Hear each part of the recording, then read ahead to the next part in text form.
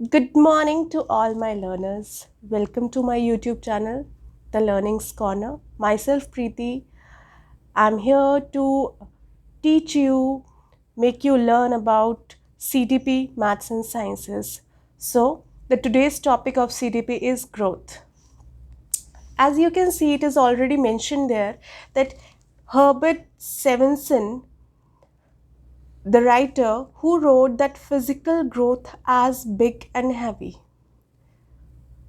as we already learnt about development that talks about both quantitative and qualitative prospect, physical, emotional, social, personality, these moral, these aspect. The growth talks about the physical aspect. As you can see here, I had wrote that growth means shape and growth in weight. It is a qualitative prospect. If I talk about growth is quantitative prospect. Quantitative means measurable. Growth एक quantitative major है जिसको हम major कर सकते हैं, तौल सकते हैं, नाप सकते हैं. तो हेबर्ट सेवेंसन ने कहा है कि फिजिकल ग्रोथ का मतलब है बिग और हैवी, मतलब कि किसी की शेप जो हम बता सके या किसी का वेट. तो ये सब जो भी होता है तो हम ग्रोथ को क्या बोलते हैं? As quantitative growth. Okay, growth is basically different part of body of human and the ability of those part to work. The physical growth that affects our body is growth. Growth means nothing. The shape, the working of muscles is known as growth. For example, अगर मैं बताऊँ through example, it is possible to measure how a tall child has grown over a specific period of time. बच्चा जब 12 साल का था तो उसकी हाइट कितनी थी, बच्चा जब 20 साल का हुआ यानी जब वो एज अ टीनेज हुआ तो वो कितने का था, 18 साल में वो कितने का था. We can measure the height. तो जो चीज़ हम मेजर कर सकते हैं चाइल्ड की, उसको हम बोलते हैं growth, right. So let's see some difference between growth and development so that we make clear concepts about both.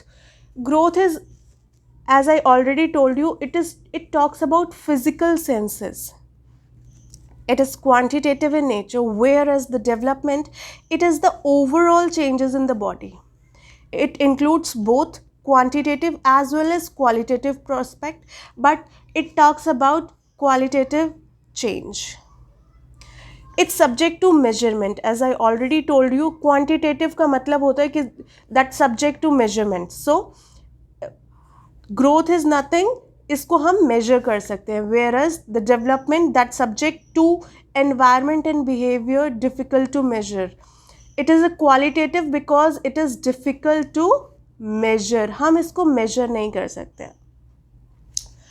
If I say that growth is a part of development process, ये एक part होता है development process का, तो it is a narrower concept, whereas development is overall change in an individual, so it is a wider concept. It includes both.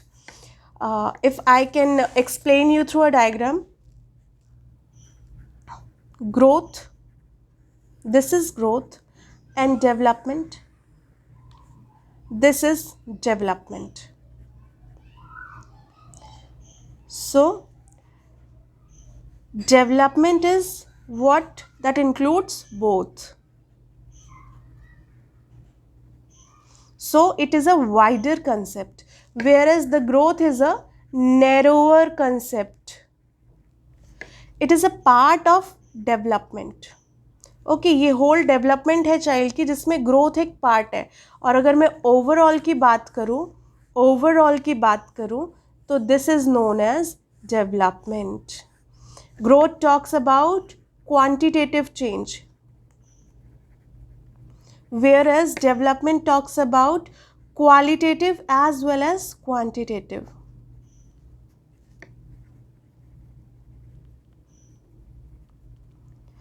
I hope the concept about growth and development is clear to you.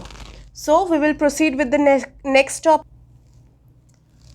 Factors responsible for growth and development. There are various factors that affects the growth and development, like heredity, environment, nutrition, sex, early stimulation, child rearing practice. Factors जो कि किसी बच्चे की, किसी individual की, किसी human की growth को और डेवलपमेंट को अफेक्ट करते हैं या रिस्पॉन्सिबल होते हैं, ज़िम्मेदार होते हैं किसी को, किसी ह्यूमन को बनाने के लिए. सबसे पहला फैक्टर है हेरिडिटी. हेरिडिटी से हमें एक चीज़ याद आती है कि दिस इज़ बायोलॉजिकल प्रोसेस, जिससे through which the transmission of physical and social characteristics takes place from parents to offspring. Heredity एक बायोलॉजिकल प्रोसेस है. बायोलॉजिकल प्रोसेस का मतलब it takes place through the physical and social interaction of our parents, right. तो it generally ये किस heredity में ऐसी कौन कौन सी चीज़ें आती हैं जिसको हम कहेंगे कि रिस्पॉन्सिबल है वो ग्रोथ एंड डेवलपमेंट के लिए. It can be height, weight, colour, it can be intelligence,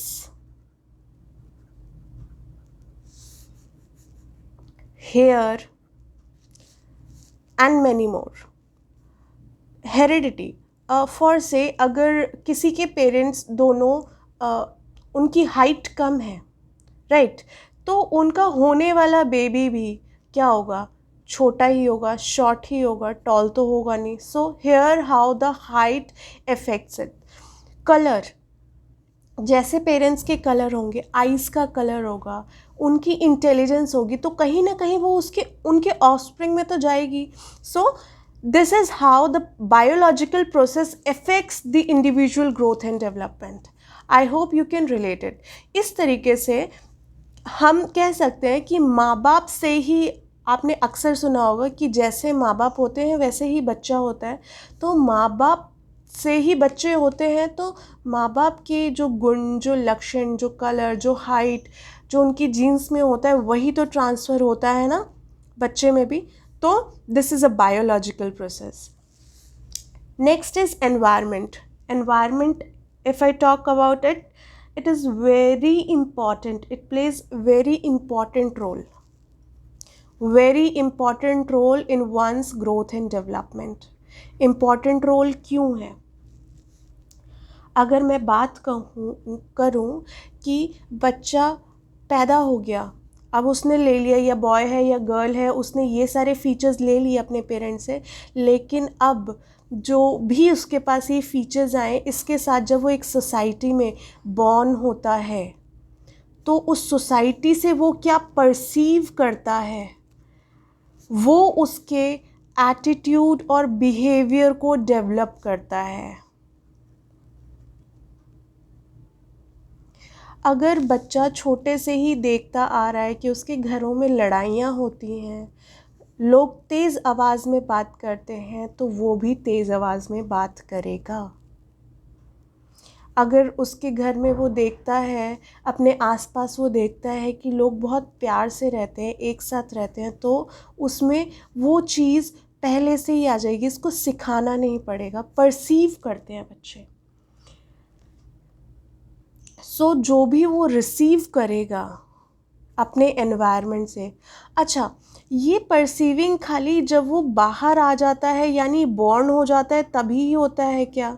नहीं, ये जब वॉर्म में भी होता है ना, मदर की वॉर्म में, ये एनवायरनमेंट तब भी अच्छा होना चाहिए. कहते हैं ना, जब एक प्रेग्नेंट वूमन होती है तो उसको अच्छा सोचना चाहिए, अच्छा खाना चाहिए, अच्छा फील करना चाहिए, ताकि जो उसका बेबी हो उसको एनवायरनमेंट अच्छा मिल सके. आफ्टर 3 month इन मदर्स वॉर्म, बेबी जो है वो धीरे धीरे परसीव करना शुरू करता है। हम आगे पढ़ेंगे कि कैसे एक बेबी इन अ वॉम्ब उसकी ग्रोथ कैसे एनवायरनमेंट इफेक्ट करता है। ठीक है, next is nutrition. Nutrition basically ये फूड हैबिट पे डिपेंड करता है। फूड हैबिट जैसे होगी वैसे उसकी हेल्थ होगी। तो फूड हैबिट अच्छा खाओगे तो अच्छी सेहत होगी, ख़राब खाओगे तो ख़राब सेहत होगी। और जब सेहत ख़राब होगी तो वो इल होगा, वो पर्सन अनहेल्दी होगा, और अनहेल्दी पर्सन कभी भी अच्छे से काम नहीं कर पाएगा, चिड़चिड़ा इरिटेटेड फील करेगा। कभी देखा है आपकी तबीयत ठीक नहीं होती है तो फिर आप खुद बहुत ही अच्छा फील नहीं होता, और कोई कितने भी प्यार से बात करे आपको पसंद नहीं आता, तो आप भी इरिटेटेड। तो अगर आपका न्यूट्रिशन लेवल अच्छा नहीं होगा तो वो भी कहीं ना कहीं आपकी ग्रोथ और डेवलपमेंट को अफेक्ट करेगा ही करेगा। साइंस में हम पढ़ चुके हैं लैक ऑफ आयोडीन से स्कर्वी होता है, जो कि बॉडी में बहुत सारी प्रॉब्लम्स क्रिएट करता है। रिकेट्स जो डिजीज़ होती है, ये इसकी वजह से बॉडी पोस्चर चेंज हो जाता है। These all are basically nutrition. अगर ये सारी चीज़ें ठीक नहीं होंगी तो हम नॉर्मली वर्क नहीं कर पाएंगे, तो कहीं ना कहीं मेरा ग्रोथ एंड डेवलपमेंट इफेक्ट करेगा ही करेगा। ब्रेन ठीक से वर्क नहीं करेगा, एक्टिवनेस नहीं आएगी, तो एज अ नॉर्मल पर्सन जो काम कर रहा होगा वो हम नहीं कर पाएंगे। So nutrition is one of the major factor that responsible for growth and development. Then next is about sex. Sex is about determinants of a boy और अ गर्ल। अच्छा, इसमें मेरे को एक क्वेश्चन आप लोगों से ये पूछना है, ये सेक्स बॉय और गर्ल ये सोसाइटी डिटरमाइन करती है या हम खुद, मतलब एक मदर एंड फादर, ये एक बायोलॉजिकल प्रोसेस है या सोशल प्रोसेस है? I have a question, is it a biological process और सोशल प्रोसेस? इसके बारे में ज़रूर सोचिएगा जो मैंने क्वेश्चन पूछा है। बेसिकली सेक्स क्या होता है? से अगर हमने पढ़ा है there are 46 chromosomes, XY XX, XX for girls, XY तो बॉय। तो बेसिकली ये क्रोमोसोम्स का काम होता है, किसी अपने का काम होता है क्या? क्या मदर एंड फादर खुद वो क्रोमोसोम्स इधर उधर कर सकते हैं क्या? नहीं। तो होता ये बायोलॉजिकल प्रोसेस है, लेकिन जब ये सोसाइटी में आता है ना, जब ये सोसाइटी में आता है तो लोग हमें डिफ्रेंशिएट करना सिखा देते हैं। कैसे? अगर बॉय है तो ब्लू होगा, अगर गर्ल है तो पिंक होगा। क्या ये चीज़ ब्लू और पिंक के बारे में वो जो बेबी अंदर था उसको पता था क्या? तो ये और नहीं है, it is both a biological and social process. ये मानसिकता है लोगों की, ये थॉट है जो कि बहुत गलत है, और इस थॉट से हमारा आज का यूथ बहुत सफ़र कर रहा है और कर भी चुका है। So sex is a major factor of growth and development, as there is a difference in growth and development of a boy comparatively with a girl. एक गर्ल जल्दी मैच्योर हो जाती है comparatively to boy, क्योंकि ऐसा भगवान ने बनाया ही है। ये चीज़ नॉर्मली होती है। इन जनरल जो बॉडी कॉन्स्टिट्यूशन या स्ट्रक्चर जो गर्ल का होता है वो डिफरेंट होता है बॉय से। This is what sex talk about, कि बॉय और गर्ल से एक बॉडी स्ट्रक्चर से अलग होती है, थॉट से अलग नहीं होती है। करेक्ट? तो सेक्स किससे डिटरमाइन होता है? बॉडी स्ट्रक्चर से, not by thought. I hope you get the point. Next is early stimulation. Early stimulation क्या होता है? Early stimulation, the environment that encourage the development of child heredity or potential. For example, talking to a baby.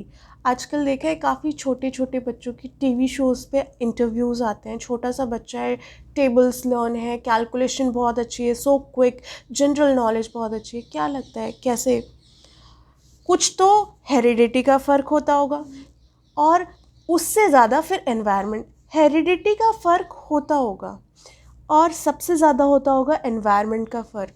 क्या nutrition का फ़र्क नहीं होता होगा? होता होगा। क्या सेक्स का फ़र्क नहीं होता होगा? ऑब्वियस सी बात है, होता होगा। अर्ली स्टिमुलेशन में आप जिस बच्चे को जितनी जल्दी जैसा एनवायरनमेंट देंगे वो वैसा बन जाएगा। So it talks about child के हेरिडिटी पोटेंशियल के बारे में ये बात करता है। हेरिडिटी में तो जो पोटेंशियल है वो है ही, प्लस में जो उसको एनवायरनमेंट मिलता है उससे एक बच्चा किस तरीके से तैयार होता है। So it is also a very major factor. The last factor is child rearing practice. Child rearing practice मतलब क्या है? चाइल्ड को आप किस तरीके से ट्रीट कर रहे हो। देखा है कई पेरेंट्स होते हैं बड़े ऑथोरिटेटिव टाइप होते हैं, मतलब ये नहीं खाना, ये नहीं पहनना, ऐसे नहीं करना, वैसे नहीं करना। ये जब बच्चा एक बार फिर बड़ा होता है ना, तो ये माँ बाप से छुपा करके चीज़ें करने लगता है।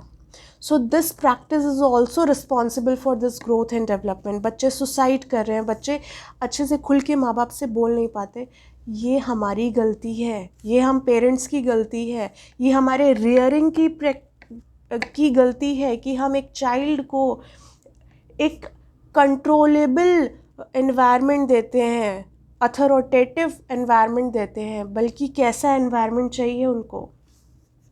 डेमोक्रेटिक एनवायरनमेंट चाहिए। डेमोक्रेटिक एनवायरनमेंट दोगे तो बच्चा कैसा होगा? बेटर इंडिविजुअल बनेगा। So these are the all factors that responsible for growth and development. I hope you understand, and we will now proceed with the next topic.